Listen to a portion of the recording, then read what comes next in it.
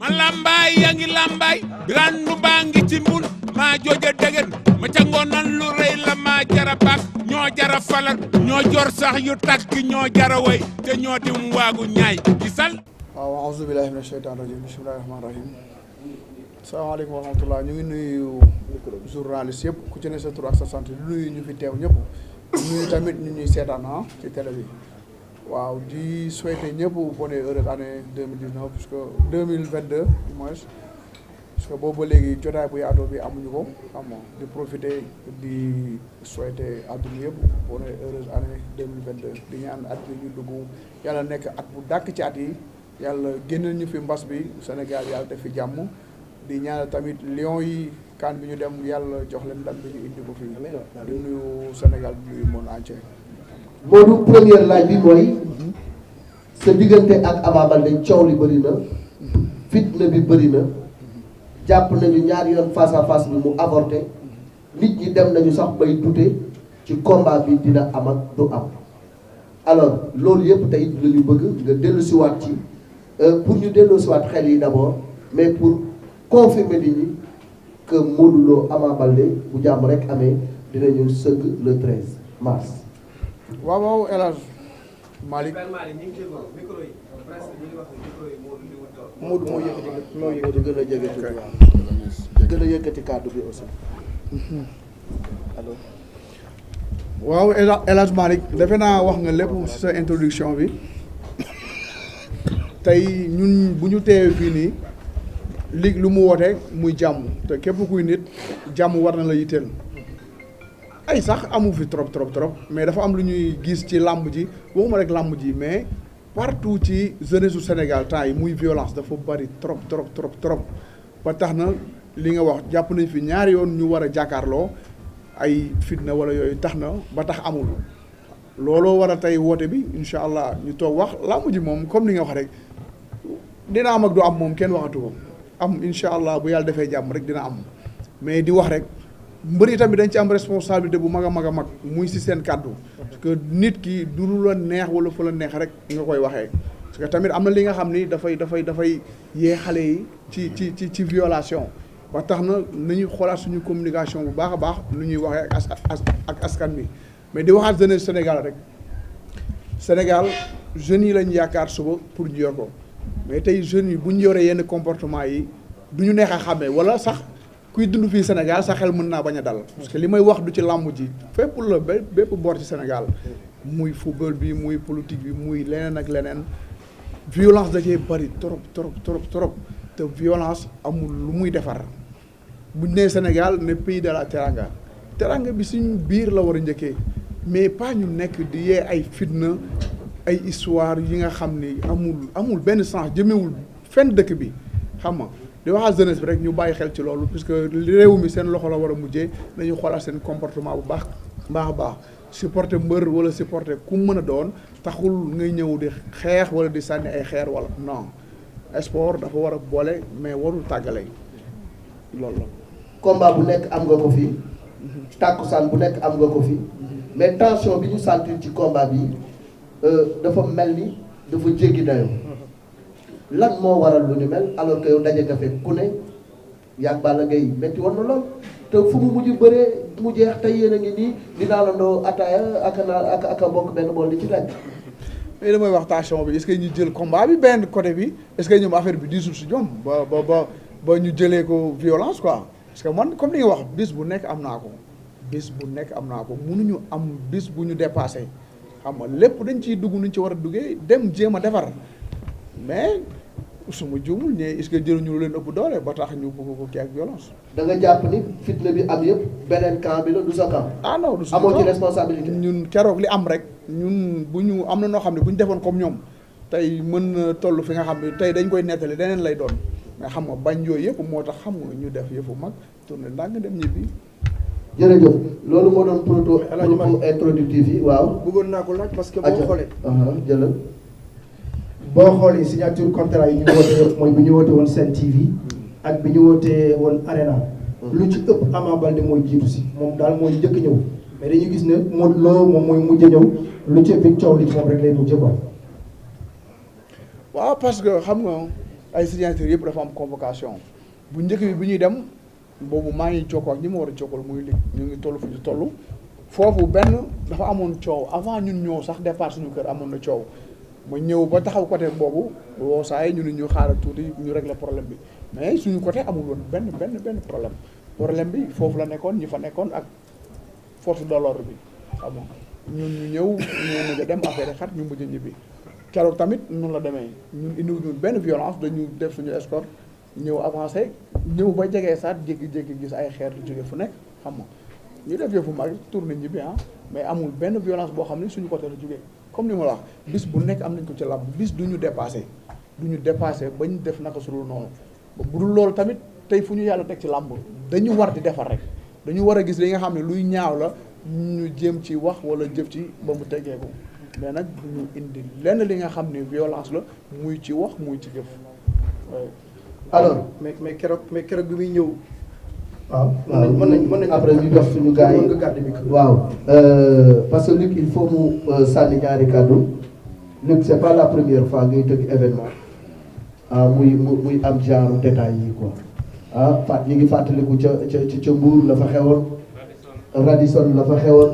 saa yoo tëggee daal day am tulleeg Mali day am coow day am fitna loolu ci yow la gars yi sax dem nañu maanaam Luc dafa mel ni moom mooy provoquer lu ni mel pour que événement bi mu mën a jaay mais day tombé rek tombé moo waral ay gàmm lan moo tax Luc Nicolaï événement bu mu dugg mu am toj bopp jàppal bàyyi ci yow la wala lu mu doon. waaw jërëjëf Malick tey nag damay leeral lu bare lamb ji ñuy wax tey muy Modou Lo Ama Baldé bu dee man sëñ Fallou Luc Nicolaï jaaxal na ma bu yeboo ma bàyyi lamb ndax ren laa am 22 ans ci làmb waaw ku tëgg ay Mboor Ngeer tëgg ay Mbay Samb yaakaar naa ne yàgg nga ci làmb Balla Gaye 2 Modou Lo comme ni nga ko waxee sànq jaar na fi lu nekk gis nañ ko ci fi mu mujjee itam gis nañ ko ci mais dama bëgg rek leeral benn mbir mu ndaw dalalaat xel yépp ne leen man sëñ Fallou Luc Nicolaï maa ñëwaat man ci làmb ji maa jël làmb ji en main le 13 mars làmb ji dina am face à incha allah wa rabbi bu neexee suñu borom face à face yi ñuy wax dinañu am te dinañu am ni ñu ko bëggee benn coow du ci am benn violence du ci am muy Modou Lo mii toog di Ama Baldé ba may tëgg làmb ñoom ñaar ñëpp kenn takku ci ngemb kon ñoom jaaxaluñ ma donc tey dama bëgg a leeral askan moo tax ma ñëwal suma bopp gis naa nag ci réseaux sociaux yi ak feneen ak ci presse bi ak ci télé yi ñuy wax waaw Luc respecté tul amateurs yi du ñëw ci face à face du ñëw moo tax ma ñëw tey pour leeral askan mais man maa ñëw modestie à part nag interroger leen histoire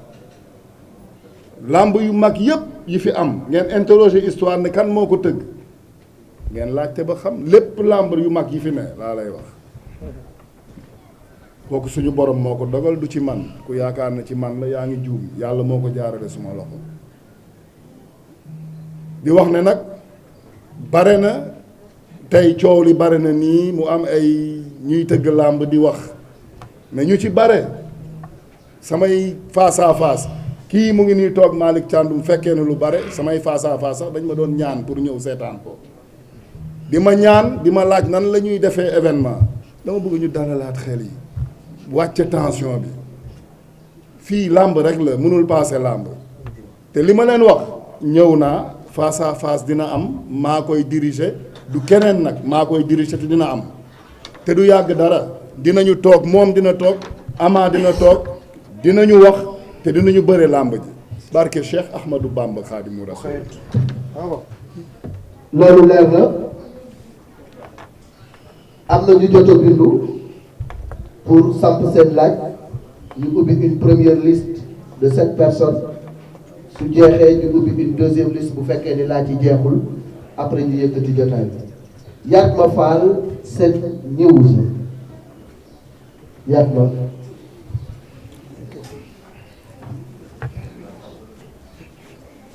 asalaamaaleykum maa ngi leen di nuyu bu baax di leen jaar maximum 2 questions s'il vous plaît. merci di nuyu grand Malick di nuyu suñu père bi di nuyu Modou Lo bon ñaari question rek la am benn bi pour père bi la benn bi pour Modou Lo waaw fu may tàmbalee mooy suñu père bi wax nga léegi face à face dina am incha allahu rabbi mais bii passé fi ñu ko defoon muy Pikine arène nationale est-ce que jàpp ñu woon foofu dafa jege Ama Baldé de trop ba tax tey coow li nga xamante ni moo jur li tey mu am. deuxième question bi mooy Modou Lo tey ñu ngi lay jaar di la bëggoon encore gis nañu aussi y a roi des arènes mais tey jii say supporters ñu bëri ñu ngi naataange ndax combat bi dina am tey lan ngay rassurer say supporters ak lan ngay wax askan wi maa ngi jaar ñëpp di bëgg. Modou mën nga tontu d'abord. waaw comme li ma wax sànq rek suma supporter du ma leen di wax lu dul incha allah combat bi na am parce que man boobu ba léegi li ma war a nekk maa ngi ci jàpp ni combat bi dina am incha allah te loolu la ñu ñaan mu yóbbu ci ak jàmm salaam di wax supporter yi rek ñu dalal seen xel bu baax a baax seen mbër xam na lu ne ci kanamam xam na lu koy xaar bu baax a baax incha allah te maa ngi ci yàlla baax na daal. Luc. waaw Malick xam nga il faut que ñu arrêté tuuti polémique yu ndaw yooyu su ma neexee man biir kër Modou Lo sax ma def fa face à face su ma neexee ma def ko biir kër Ama Baldé xaalis laa leen fay ay centaines de millions du ay fo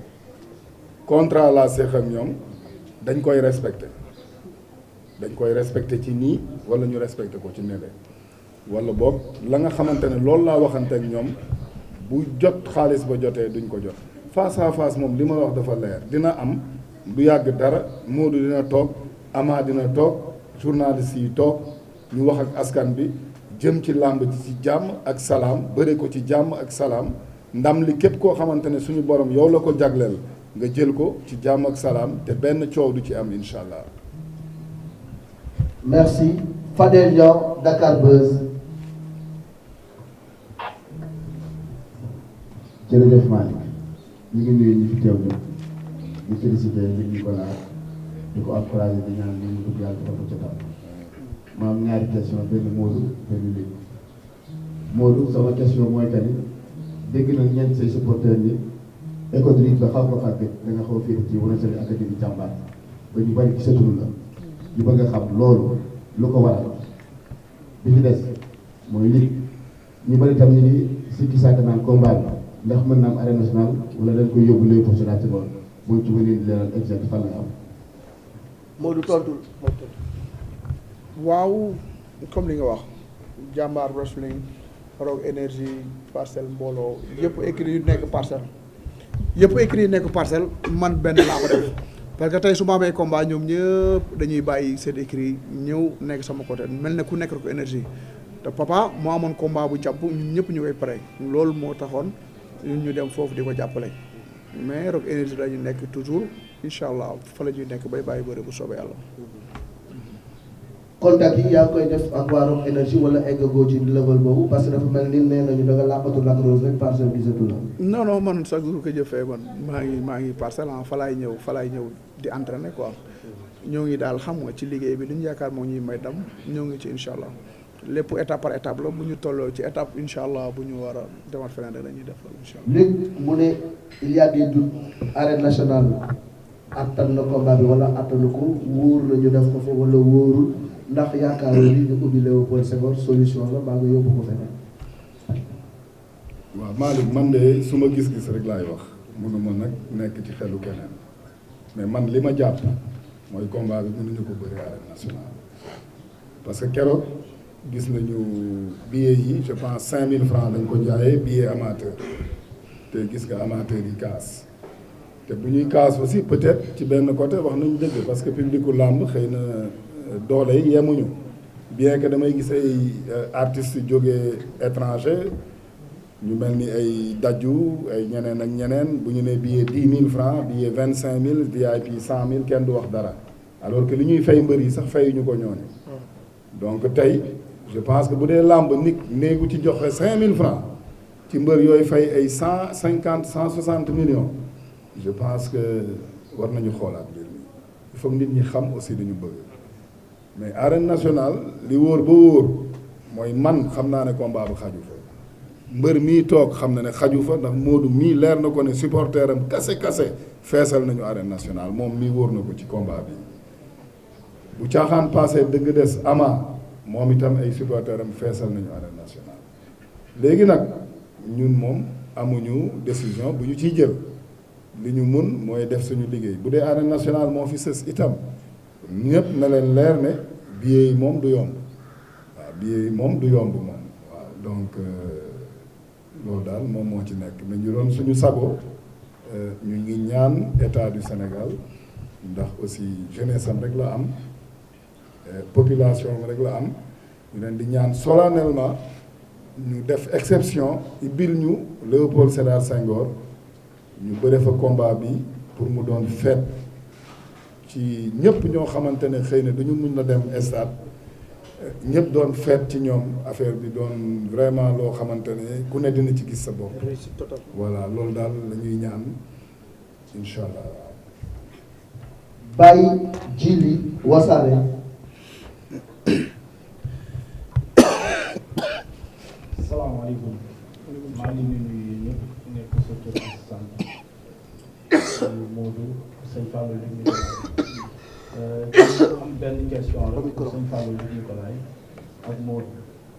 sëñ Fallou question bu njëkk bi mooy làmb ji ñu bari ci amateurs yi comme ni nga ko waxee léegi xalaat nañu ne combat bu toll ni Modou Lo ak Ama Baldé xajul arène nationale ñuy wax ni sëñ Fallou Luc Nicolaï xel mi sax mu ngi ci jël làmb ji yóbbu ko ba Gambie est-ce que sa xel mu ngi ci yóbbu làmb ji ci Gambie wala déet Modou benn question bi moom la Ama Baldé avant ngeen di daje dafa dëkkal ci suñu nopp ni Modou Lo ñemewu ngeen def face to face ñu dëkkalaat ko ni Modou Lo ñemewu ba tax mënuñu daje noonu ñu dégg dernier discours Ama Baldé bu njëkk da doon wax ne ku mën ku dàq bëri loolu yal na la yàlla may ndam mais bii dafa jël rek nekk ku mën si làmb ji yal na ko yàlla may ndam mu mel ni kon Ama Baldé dafa jàpp ni moom Modou man moo la ëpp doole taxawaay boobu ak loolu lan nga ko gisee am leen jaajëfal. Luc très rapidement est-ce que sa xel mi ngi ci yóbbu combat bi Gambie comme ni ko ñenn ñi xalaate. waaw Malick je pense que nag quand même yebuma Sénégalais yi quoi franchement combat bu toll nii su ma ko naree jël di ko yóbbu Gambie mooy wax dëgg yàlla joxuma cër Sénégalais yi li may ñaan état bi jël disposition yëpp ñu ànd ci liggéey ko événement bi doon événement boo xam day apaiser xol yi apaiser xel yi ñi ne ci hôpitaux yi féex ñi ne ci lieu de détention yi féex ñi ne feneen ak feneen féex ñëpp féex loolu daal lay ñaan ndax événement yu mel nii dafa baax ci réew je pense que Gambie moom honnêtement xalaatoon naa fa yóbbu face à face Modou Lo ak kii mais combat bi ci boppam moom honnêtement xalaatuma ko yóbbu ndax respecté naa quand même Sénégalais yi. Modou. waaw am na loo xam ne moom ma ne ko waxu mbër la jaru sax di tontu quoi su ma demee bay ragal góor waxuma la mbër de su ma demee bay ragal góor ma xoolaat sama bopp waaw muy wax nag ay combat bi ku mën a quoi yooyu yëpp ay waxu mbër la rek day wax pour xumba rek quoi mais géew ga bu ñu tëjee saa waay barrière yi ku nekk xam nga sa morom yàlla baax na yàlla may tarak fekk rek incha allah wax ji moom jaru muy bari comme jëf war na moom wax jaru muy bari incha allah. Mamady Diouf groupe E-Media. asalaamaaleykum wa rahmatullah maa ngi nuyu assistance bi teew yëpp di nuyu mbokki reporter yeeg journaliste yi di nuyu suñu caméraman yi nga xam ne bu dul woon ak ñoom kenn du fay ñu ngi leen di jaajëfal bu baax liggéey bi am na solo di nuyu suñu papa yi nekk ci salle bi yëpp ñu ngi leen di nuyu bu baax assistance bi yëpp bàyyiwuñu kenn mënuma wax ba bàyyi te nuyuma suma professeur suma maître Alaaji Ngagne Diagne lu nekk ci man rek moom moo ko si def maa ngi koy nuyu d'abord di ko ñaanal gudd fan ak wér sama premier laaj dama ko jagleel léegi Nicolaï li renvoi yi bari na diggante Modou Lo ak Ama Baldé lan moo ko waral problème mu xaalis la wala lan et puis li nga waxee ni décidé nga mais da nga yéex a jël sa ay matuwaay lan moo xew Luc Nicolaï benn laaj bi maa ngi ko jëmee ci Modou Lo 4 février 2006 nga ñëw nga def 6 combats 6 victoires 4 février 2006 nga daan Alioune Seye 2 11 février 2006 nga daan Alioune Seye 4 février 2006 nga daan Pape Sène 2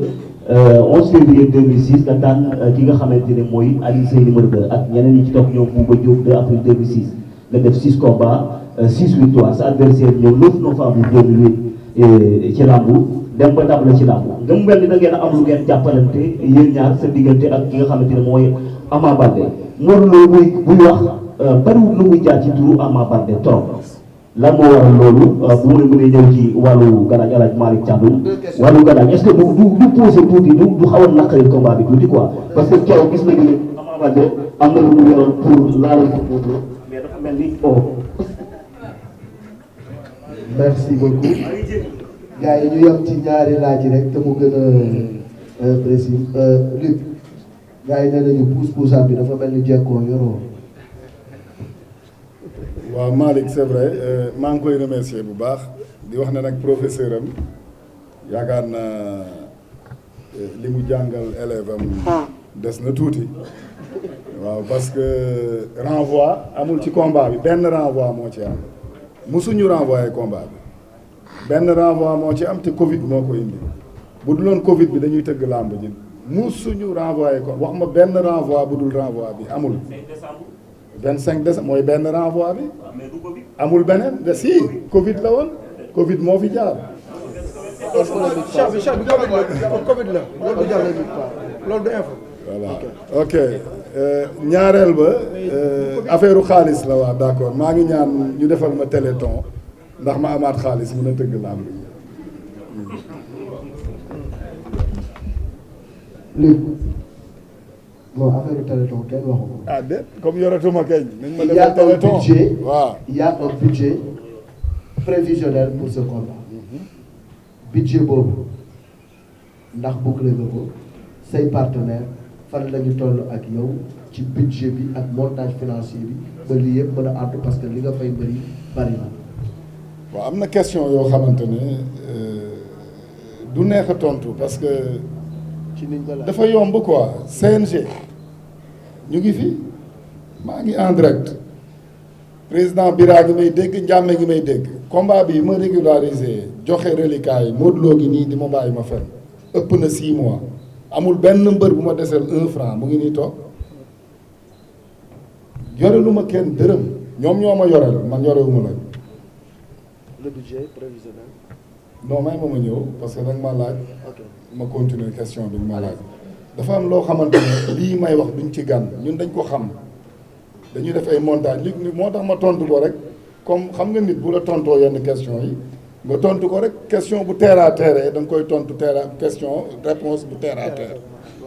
waaw moo tax ma ne ko nañ ma defal téléthon ndax ma am lu ma yeggalee combat bi voilà am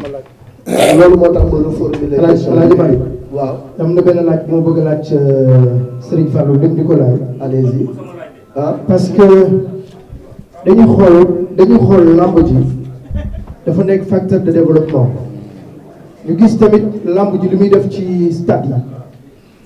heure bu ñu tëggee lamb stade yi day fees del la preuve en est que dernier combat bi nga xam ne moo doxoon ci diggante Gris Bordeaux ak Balla Gaye stade Léopold Sédar Senghor feesee na noo xam ni sport football sax mosu ko feesee mais tout le temps da ngay gis ay sponsor yaa ma neex lan moo tax boobu ba léegi nii lamb ji mënut a décrocher ay sponsor yu mag problème bi ci lamb ji la moom problème wala boo gis nag sponsor yi ñëw téye seen loxo ci lamb ji loolu daal jaaxal na ma. waaw Cheikh je pense que li nga wax c'est extrêmement important ça c'est de très bonnes questions te dañ ciy tontu parce que booy seet làmb ak coow li muy am yëpp mais làmb yokkuwul est-ce que làmb dafa yokku làmb booy xool sax dafa wàññeeku li daan am bu njëkk ba engouement bi daan am ci làmb xëy na amatu ko mais tey xëy na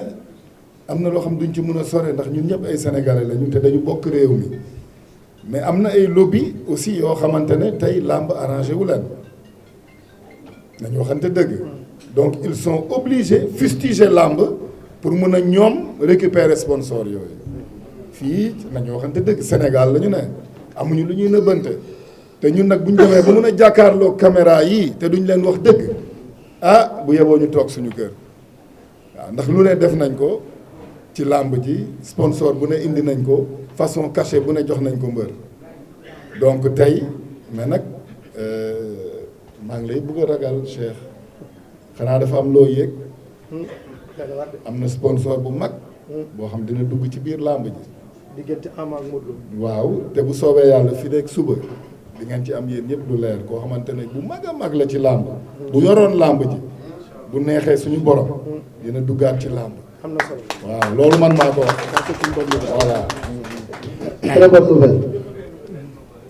Thierno Sy, lutte sénégalaise. Ah Modou, oui, excusez-moi. waaw moom lu mu waxati sax. Modou mi ngi la laajoon. doy bi na waaw waxoon na affaire de galaaj ah. lu tax aussi dafa mel ni dafa am lu am sa diggante ak Ama ba booy wax sax doo tudd turam. xamatoo question waaw loolu la ok am na lu am sa diggante ak Ama ba booy wax sax doo tudd turam bu mel ni dafa am benn ñagas-ñagas seen diggante mbiri gàllaaj aussi dafa mel ni dafa nar a dem ba yàq làmb ji parce que ëppante beeg yooyu ñu ngi koy xalaat seen diggante. ay ñagas-ñagas mënul am suma diggante ak Ama parce que li may wax làmb moo ñu boole muy benn tàkkusaan bu jeexee bu ñu dajee xanaa ci xew wala leneen ñu am jàmm suma adversaire la ñun ñooy mayante xaalis amul lenn lu ma yéene sama bopp laa ko yéene wallahi lazim li ma yéene sama bopp laa ko yéene amul benn ñagas-ñagas luy am ba may bañ a tudd turam non mais des fois xam nga rek nga wax ak xaar mooy loolu noonu mais amul lu am suñu diggante ba ma koy jàppal dara waaye ay affaire yu ay xippante ci làmb nag xam nga yu ci bëri yooyu ay xumbal la rek ci làmb man boobu ay xumbal laa ko jàppee sa way loolu daanu mbër man jàpp ma ni loolu mooy daan mbër lu koy daan saway liggéey boobu kongu la ñëw taxaw ci géew gi ngay ñëw fële demal indi ay bari ba ñëw xëpp fii ak yooyu yëpp ay bataille psychologique rek laa ko jàppee te boo amul bopp dëgër loolu mënoo ci kii mais alhamdulilah expérience bi ma am ci làmb yàgg naa ci yooyu mënu ma déstabiliser mënu ma yëngal oui. Thierno Sy, lutte sénégalaise ana Thierno. salaamaaleykum mbooloo ñu ngi leen di nekk turam ak sant. ñu ngi lay nuyu bu baax ak moom. ñu ngi lay fay. question bu ñu am bu njëkk ci Luc Nicolaï ñu koy posé. ñu ngi wax ci période bi mu ngi woon ko 2018 mu jëm loolu ba ñëw ci 2021 est-ce que léegi làmb yi mu ngi ciy gagné wala promoteur yi mu ngi ciy gagné. beneen question bi ñu koy jëmlee ci Modou Lo li ñuy wax ne sa première interview dama ne woon yow doo ñu wax ñebe kenn loolu nga waxoon bataille psychologique la wala ci dañ koy dëggal ba léegi. wasalaam jërëjëf. Modou tontu la ko. ah mais loolu kay jarul ay ndax da nga koy waxaat wala da nga koy dëggal loolu kay nit ñi ku ci nekk rek mën nga def sa seede man su ma lekkee avant su mbër dama ciy def fulla fayda jom ak fi defe naa mosuma bëree ñu pare naan acam damay def li ma war a def lu ci des nag moom yàlla moo yor li ma du wax la lu ma waxoon démb laay waxaat dama ñeeku ñëpp kenn waaw. Luc pay-per-view yaa ko fi indi ndax gaa yaa ngi ci gis seen bopp beneen bi ci des Sénégalais yi nee nañu waa Fongolimbi pay-per-view bi nga fi dugal sax na ku jóg dugal pay-per-view kenn mënatul seetaan làmb mel na ni sax moom moo commencé rey engouement bi amoon ci làmb est-ce que tey amuloo tuuti regret sax ci li nga fi dugal pay-per-view. waaw Malick regret moom am naa ko moom ci pay-per-view honnêtement bu dee dëgg rek laay wax. parce que ku ne sa àqulaayu taalaa ngay wax pay-per-view li ma ci dugal dama xool ay xale sénégalais muy mon fils Ibrahima Faye Beuz ñëw jóge Canada yor projet bu baax wax dëgg yàlla bi mu ñëwee itam ma adopté projet boobu ànd ci ak moom ñu liggéey ko mu doon xale bu jàmbaare xale bu am jom am fulla am fit donc ma jàppale ko ci Balla Gaye 2 ak Gris Bordeaux ñu ànd ci liggéey ci pay-per-view bi pay-per-view waxuma ne baaxul déedéet au contraire waxuma ne baaxul mais dama ne man damay regretter parce que lu rey làmb pay-per-view ci la bokk parce que pay-per-view mun na jox peut-être promoteur xaalis mais problème bi mooy làmb engouement bi mu amoon pay-per-view da koy wàññi ndax je me souviens ñun bi ñuy tëgg ay Tyson Mor Fadam ay Yékini Balla ay Modou Lo mi Balla Gaye boobu jamono engouement bi amoon grand place yi nga gis ay famille entière yoom dañuy jóge dëkk ak dëkk jënd ay xar jënd togg ceebu jën Malick mi dëkk ngaay seen waa dëkk mu dem fa weekend bi ak yooyu ay mbir la woon yoo xam ne gisatuma ko man ci làmb donc loolu xëy na li doon xëcc nit ñi ci làmb sax xëy na mun na leen frustrer dans leur subconscient xëy na du doon conscient sax mais subconscient lay doon ba tax ñoom ñu fustiger làmb donc man bu doon sama sago événement yu mag yu mel nii kenn mënu ko dëgg te amoo partenaire mënu nekk donc état moo war a jël ay responsabilité mooy lan mooy xam ne réew mi sama réew la man la ñu fal man lañ fi teg te réew mi li ma bëgg mooy ñu bég donc ñu xool ay façon yi nga xamante ne mun nañ ko def ndax état quand même bu bëggee jël événement yu mel nii may ko sénégalais yi mun na am ay pexe yoo xam ne bu ko defee mën na may sénégalais yi événement yu mel nii bu leen ko mayee seen xol ñëpp seet ku ne Fongolemi ku ne Dindi Felo ku ne Fuuta diaspora bi ñëpp seetaan combat bi bu ñu xëyee ñëpp di ci débattre ñëpp di ci wax làmb dellu si waat fi mu nekkoon pay-per-view nag bañuma ko am na yenn événement yoo xamante xëy na du am yenn envergure yi mun nañ ko def pay-per-view mais je pense que pay-per-view baax na trop ci làmb mais man de pour man sama axulaayu taalaa rek laay wax lu rey làmb pay-per-view ci la bokk. bien répondu Alaaji Malick waaw xam nga amateur yi dafa am ñuy dund làmb am ñuy dundal làmb ak ñuy dundee làmb ñett sabab ci làmb la yow yaa xam nga man nag animateur mbalax laa mais léeg-léeg damay làmb laa gën a suivre da nga ci wax moom laa gën a suivre que basket moom laa gën a suivre que football moom laa gën a suivre sax musique mën naa la wax émission làmb yi daw ci télé yëpp chaque jour dafa am benn affaire boo xam ne bëgg naa ci mooy que ne ñun sénégalais suñu jógee ni combat Malick Thiandoum ak Cheikh Sarr combat promoteur bi def kéemtalaay kàttanam boole ay njaayum gerteem njaayum daqaaram njaayum solom ak di tax xëpp ci ko ci combat bi ba combat bi taxaw yow amateur bi yow supporter bi doon wax ni combat bi kat wax di yàlla dafa war a taxaw ba promoteur bi taxaw yaa koy jàppale yow it yaay génnee ci sa njaayum daqaar jënd ay billets ñëw toog seetaan ko loolu mooy tax au moins que ëllëg boo nee promoteur bi tëggal diggante Cheikh Sarr ak Moussa mu tëgg ko beneen bi ci tegee mooy question bi may laaj Modou Lo laa koy laaj Modou Lo soo yaakaaree ni combat bi dina yomb ci yow yaa ngi nax sa bopp xam nga lu tax dangaa dugg Pikine daan Eumeu Sène jël bu métti waa Pikine métti képp kuy supporteru Eumeu Sène ak ku juddoo Pikine waa Pikine toog ci seen biir waxtaan ne couronne bi dugg na parcelle kenn rek lañu yaakaar mu jëli ko muy Sëñ Lo Ndaw waa Pikine yàpp ko préparé ko Ama Baldé boo déggee mu wax da ngay gis ni kii am na lu ne ci biiram waaye am na lu ne ci ginnaaw nee na sax Modou Lo bu ko neexee signature contrat ba na indi ngàmmam mu indi ngàmm ñu sëgg bëri kon kooku ñeme na mbaa xam nga ne combat bi Modou bëgg ko de waaye Ama bëgg na ko loolu tontu ci loolu Sëñ Lo wi màgg na léegi yëkk la très bien dégg combat bi xeebu ma ko musuma ko xeeb te du ma ko mës a xeeb tey dama ne ci làmb di ci bay suma waar ba yàlla def ma jël couronne bi tey jël couronne bi sama premier combat war nekk Ama Baldé kon combat bi xam naa fu ma yegg bu baax a baax xeebu ma ko du ma ko mës a xeeb jamais te lu yomb sax dafa baaxul lu yomb baaxul bu may combat bi yomb ay ñëw fat dóor mu daan wala yenn dóor suuf non bëgg naa mu saf balaa yooyu yëpp di am insha allah jël la am puisque bis bu mag la dañ koy xaar lu yàgg tey bu ñu ñëwee bis bi war na wane boppam insha allah bëgguma combat bi ñëw rek ay dóor mu daan wala non bëgg naa ñu bëri lu saf wala xeex lu saf jël li soog am insha allah sama bëgg loolu la dañoo nekk ci lancé pay-per-view bi te benn nit ma laay def ci wax lu am solo léegi dañu bëggoon dañoo gis. moom da ngay siif ah. waaw maa ngi jégalu dama binduwul te comprendre lu ma woon dañuy bindu Père Nicolas dama ko bëggoon a laaj dañoo gis collaboration ak xam nga ci dernier combat Baye Mandione ak Xoyantaan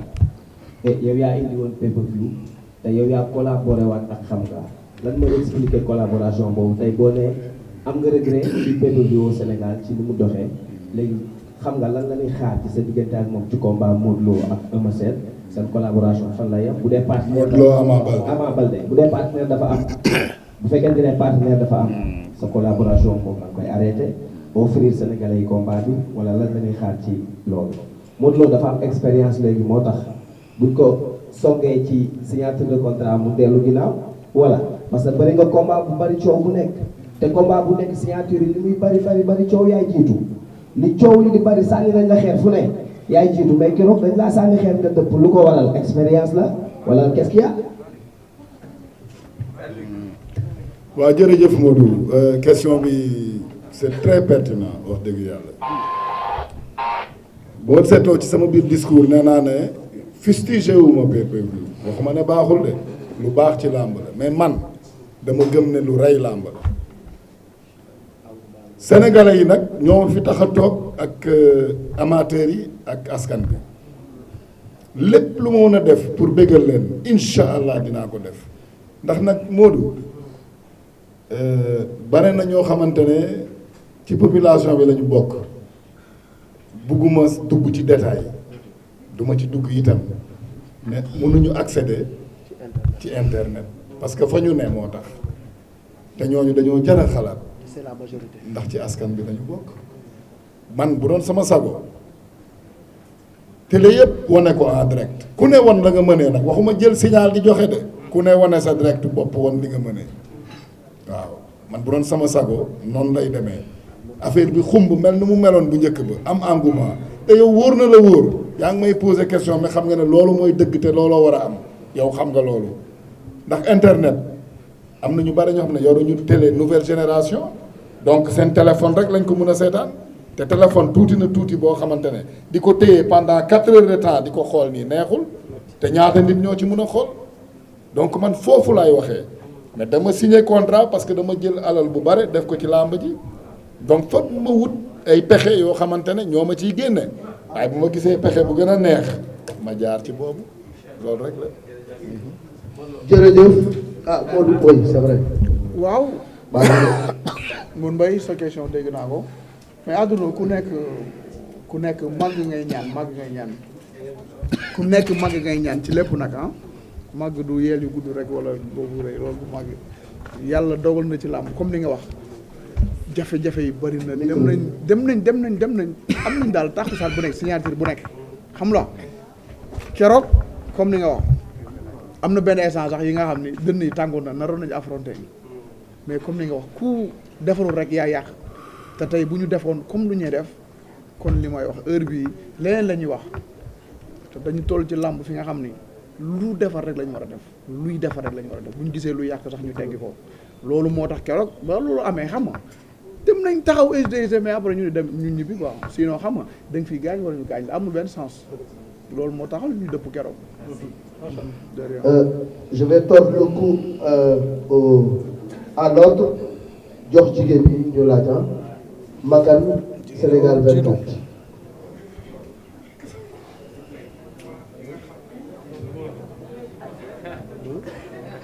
xam naa daa juum mais Makan bu Makan baal ma de yow loo tudd. question bi maa ngi nuyu ñëpp. Makan góor la. góor la waaw la góor rek. maa ngi nuyu ñëpp di gërëm ñëpp di nuyu sama papa li Nicolas ak Modou Lo question bi nag li ma am mooy sama papa li Nicolas laa koy laaj di ko wax na ko gis nañ presse en ligne bi ni muy liggéeyee ci làmb te keroog signature contrat bi ci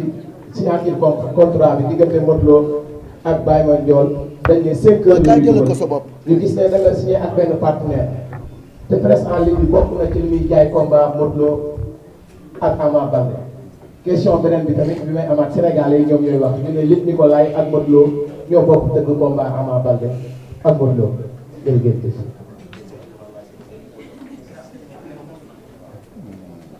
yéen ñaar ay partenaires ngeen. Malick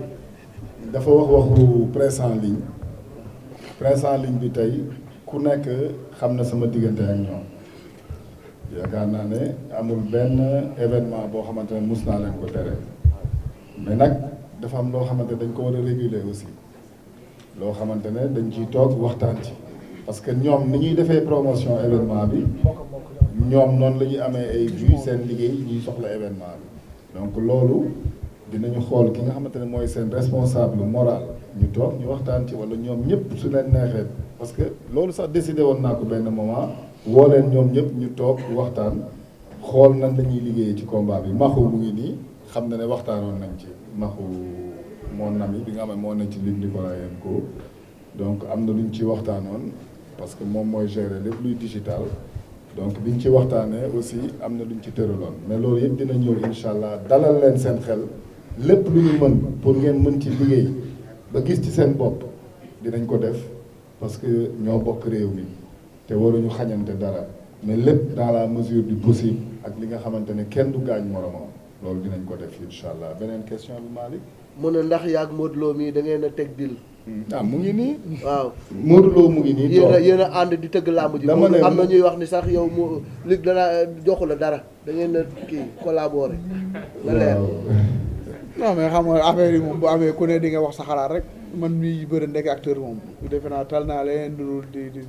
di tëgg ay làmb ak tëgg ay production ci li ma nekk laa nekk muy sama entraînement moom promoteur la comme ni ma yàgg na tëgg bis bu nekk bis jaaxlu ko def ñu fay man ak Ama Baldé ñu war a sëgg bëri incha allah di ñaan yàlla mu yóbbu ñu ci ak jàmm bu soobee yàlla. pourtant nag Malick yàlla rek moo tax may wax Modou mu ngi nii toog laaj ko ndax avance am 1 franc manqué na ci laaj ko mu ngi nii. amul benn dërëm bu coo xamante ne manqué na ci te reliquat bi CNG laa ko yóbbu ñu jox ko mu ngi nii yore lu ma leen dara. am na loo xamante ne nag. ah non loolu koy jaru sax wax. aussi xam nga ni saa yi lu ñu waxante bu amoon lu ci manqué kon ñu nit lu ñu war ak moom duñ ko def mais tey moo ngi nii woote ñëw leneen ak leneen bu woote bi ñëw parce que contrat moo ñu tënk. lu ñu signé lu leer nañ. bu ne jox sax waaw loolu kay kenn waxatu ko. loolu leer di ñaan Sénégalais yi rek aussi ñu gën a tàppe xol yi xam ne aussi xam nga nit aussi toujours delloo ko rek la mu moom bul ko jéem a toujours fustiger di jaar ci yenn affaires yi réew mi fii laa dëkk lu ne def naa ko fi waaw nañ ñaan yàlla rek mu ñuy kàttanal ndax yàlla rek moo yor kàttan ñun yoruñu kàttan waaw bu ko neexoon tey lii sax du am bu ko neexoon ñun kenn xamul tey ndax di nga ñibbi sa kër ci normal kon nañu sant yàlla di ko gërëm boole xol yi boole xel yi lu am solo gi noonu. loolu leer na yaakaar naa ni Modou ak fi mu toll ci làmb nekk un professionnel. waaw di bëre gratuitement. xanaa xel xalaatu ko. lan yaa di mbaxal di mbaxal.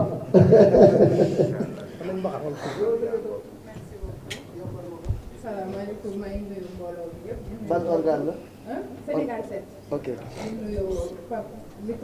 Nicolaï tey moo question bi ma am mooy tout le temps dañ lay bëgg a interviewé mais xam naa tu communiques pas beaucoup li ma lay laaj mooy sànq sa biir wax nga ni que Ama Baldé peut-être dafa jël loo xam ne daf ko ëpp doole parce que gis nañ ko ci diggante moom Tapha Tine comme face à face boobu waroon am parce que mujjewul am parce que Tapha Tine moo ko jiitu otoom bi ñu toj ko sotti ko ay gàllaaj loolu moo waral ne diggante Tapha Tine ak Boy Niang ba tey face à face amul ba ni combat bi di amee parce que Tapha Tine da doon bañ loolu ko daloon Pikine mu dalaat ko diggante moom Boy Niang te newoon na ko maa la mën su ma la nee puusal di nga puus yow nga wax ni ñoom dañoo jëlu leen ëpp doole loolu noonu yow lan nga koy expliquer yéen ñaar sa adversaire boobu aussi ñu gis ni Covid 19 bi tout le temps ñu gis sa combat bi ñu reporté ko à cause de ça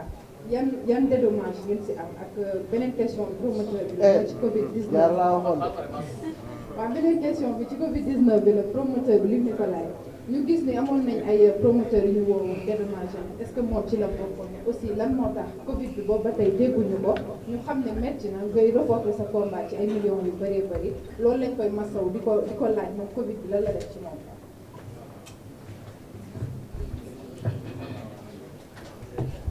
waaw sa question bu njëkk mooy li ma wax moom loolu laa jàpp parce que loolu laa jàpp moo tax ma ni xanaa li ñu jël dafa ëpp doole ba tax boobu ba léegi xam nga saa yu dara taxawee rek ñuy def ay affaire man loolu laa jàpp dañu jël lu leen ëpp doole. mais man téléphone s'il vous plaît. mais man loolu jaaxaluma comme ni nga wax takkusaan bu nekk bëri naa ko bis mënul des ci man ñoom kay xam naa moom ñoo jël lu leen ëpp doole moo tax boobu ba léegi ay benke-benke di am ko am mais nañ ko koy far rek diisul ko. ndax dédommagement am na ci report yi. waaye xam nga affaire de Covid 19 la wax dëgg yàlla xam nga loolu ñëpp la touché parce que promoteur bi tëgg combat am moom bu ko neexoon bu sañoon combat bi am lim ci am dem avancé xam nga ñun tamit noonu mais tax na li nga xam ni yàlla daal balaa bi yàlla wàcc la kenn mënu ci dara état nag am na yu mu doon def mais ñun nag mbër yi moom ñun defuñu ko wax dëgg yàlla am na yu mu def ay dédommagement ci fond Covid bi mais ñun mbër yi moom gisuñu ko vraiment mais sant yàlla nag alhamdulilah. léegi ndax jot nga ci dédommagement Covid 19 bi report yi yan conséquences la am. waaw Malick wax dëgg yàlla report yi metti na torop ndax ku jël sa xaalis immobiliser ko pendant ay at yaakaar naa benn investisseur homme d'affaires yi may dégg xam nañu ne amul intérêt boo ko dugaloon banque sax ci 1 an au moins minimum li ma fay mbëri di nga ci am bénéfice boo xamante ne di nga ci mën a régler ci benn année sa famille donc loolu amul solo par contre nag ci dédommagement yi li ma dégg man parce que man kenn woowuma pour dédommagement mais man li ma dégg ne moom la ñu dédommagé mbër yi promoteurs yi muy 2 millions yaakaar naa loolu laa dégg ne moom la ñu jox mbër promoteur bu ne man 2 millions yi moom laay fay frais d'organisation pour organiser lamb donc question bu pertinente nga wax je pense que dédommagement pardon dédommagement bu ñu koy wax 2 millions nga koy jox koo xamante ne peut-être fay na ay centaines de millions ay mbër bon xëy na aussi loo xamante ne war nañ ko seetaat mais man je pense que ku ma woowoon sax di ma jox 2 millions pour dédommagement wu làmb wax dëgg yàlla yaakaar naa ne dinaa ko jël def ko feneen waaye du ma ko def ci sama bopp man parce que yaakaar naa ne yenuwul maanaa ci man. alors dédommagement yi aussi lépp. am la Covid bi jeex yow da ngay continuer li ngay am da nga koy am yow amul perte ba. mais mbër mi moo di gën a perte mais laaj ko moom kañ laa régulariser combat bi laaj ko ko. waaw comme ni ma est-ce que matul 10 mois avant Covid laa régulariser man. au niveau du CNG. mu ngi nii toog kenn man du lu may wax man. promo moom mu ngi nii toog. xam nga loolu tey mbër mi moo ci gën a perte mbër mi jël avance Covid ñëw. kenn dédommage wu kenn defu ko dara léegi xam nga ni day dund loolu lekk na ko bu yàgg léegi combat yi war a ñëwaat sax wax ñu jàppaat ko mbër moo ciy gën a dee moom. promoteur yi mais est-ce que lamb ji kon est-ce que lamb ji amul benn lobby buy daw bu ñu am ci xejj ak seet est-ce que. waaw parce que yow ba problème bi amee ñun mbër yi génn nañ wax nañ ci yow problème mu Covid bi woon wax tamit ci affaire de fond Covid bi woon. parce que ñun ñëpp ay acteurs lañ affaire bi ñëpp la impacté woon. boobu jël nañu ay avance toog Covid ñëw ñun ñëpp ci am balaa bu yàlla wàcc la dañuy muñ rek mais tamit affaire yi moom amoon na ku ma nday am ku ma amul nday amoon na ko. non Malick gis nga wax bu jotee dañ koy wax. moo ma fi indi man. sinon dama ñëw fii di fi toog. gëj nañ ma gis ma jàkkaarloog presse bi. li Cheikh wax dafa am solo est-ce que lobby amul ci làmb ji. làmb ji nañ delloo si waat xel yi. ñi ko war a yor ko ñi ko war a yor xam nañu seen bopp la ca biir nag sëpp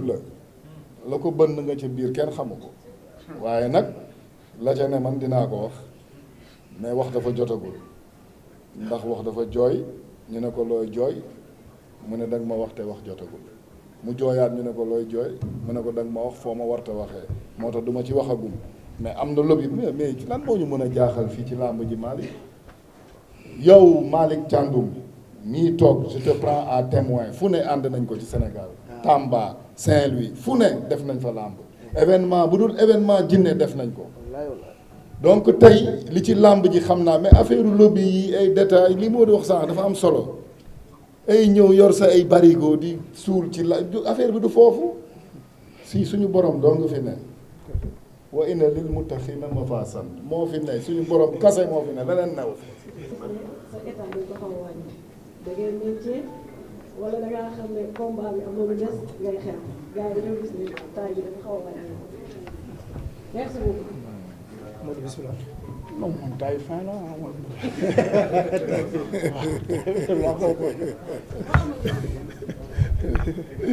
non maa ngi ci liggéey bi daal. xam nga da ngaa jeex est-ce que da ngaa nekk di xalaat combat bi ba jeex wala da ngaa wàññi voilà.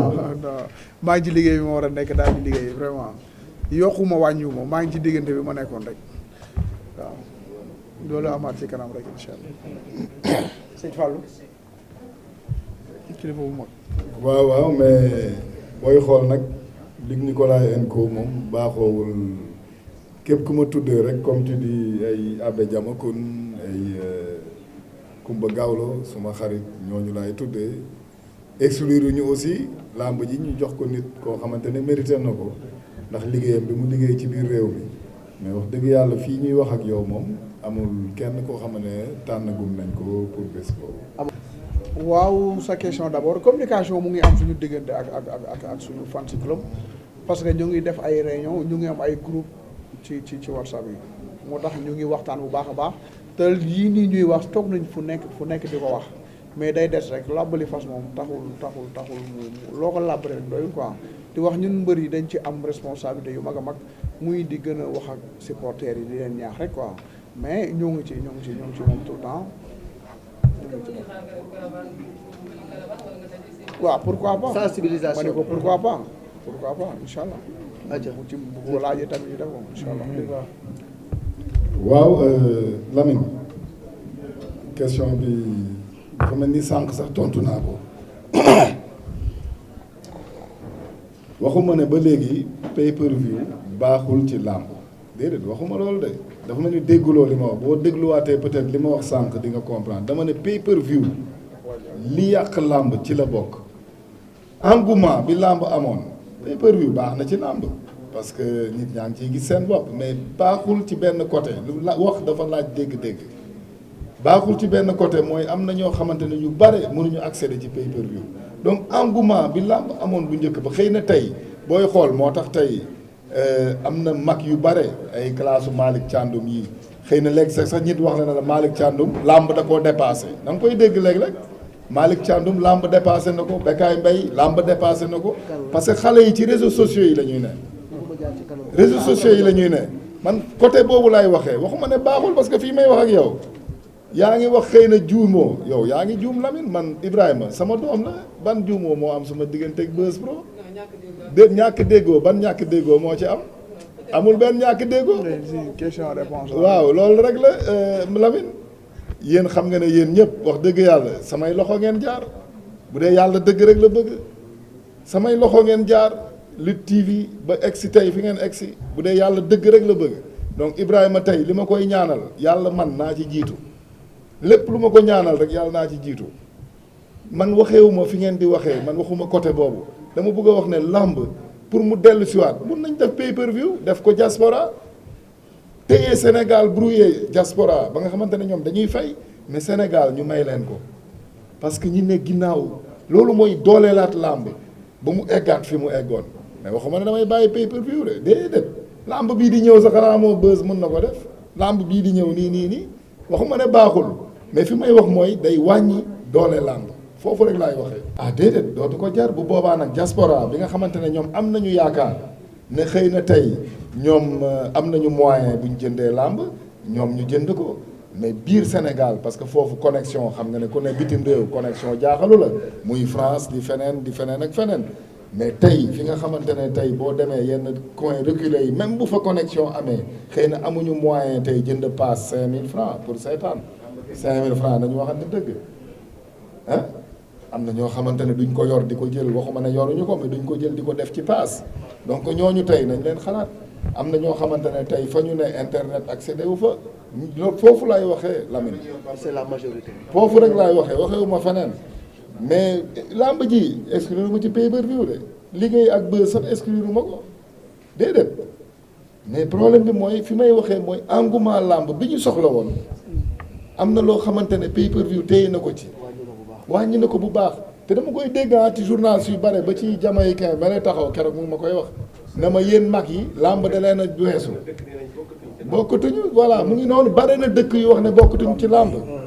yow fa nga jógee Lamine fa nga cosaanoo tey looro yow xam nga ne tey boo xoolee sur 10 personnes benn mooy jënd connexion foofu rek laay waxee. yow lu yëkkati fitna ba pare yow nga bëgg ci waxaat kon yow bokk ci lu yëkkati waat fitna non waaye lu ñu waxoon daal wax nañ ko ci boobu passé nañ ko ñoom ci leneen quoi. alors bon Luc pourquoi moom rek loolu damay prolonger laaj bi tuuti rek complété ko ñaari sortie médiatique yi am yëpp Modou Lo la ak quand la sortie médiatique de Ama Baldé. Ama Baldé mardi incha allah moom mooy ñëw ak man fii Modou Lo toog moo fiy toog incha allah man ma toogaat fii ma toog ñu annoncé leen nag face à face bi nga xamante ne ñoom ñaar ci la ñu war a jàkkaarloo jour boobu lañ leen koy annoncé incha allah. ma lambaay yaa ngi lambaay randu baa ngi ci mbul maa jooja degen ma ca ngoonan lu rëy la maa jara bak ñoo jara falal ñoo jor sax yu takk ñoo jara way te ñoo dim waagu ñaay gisal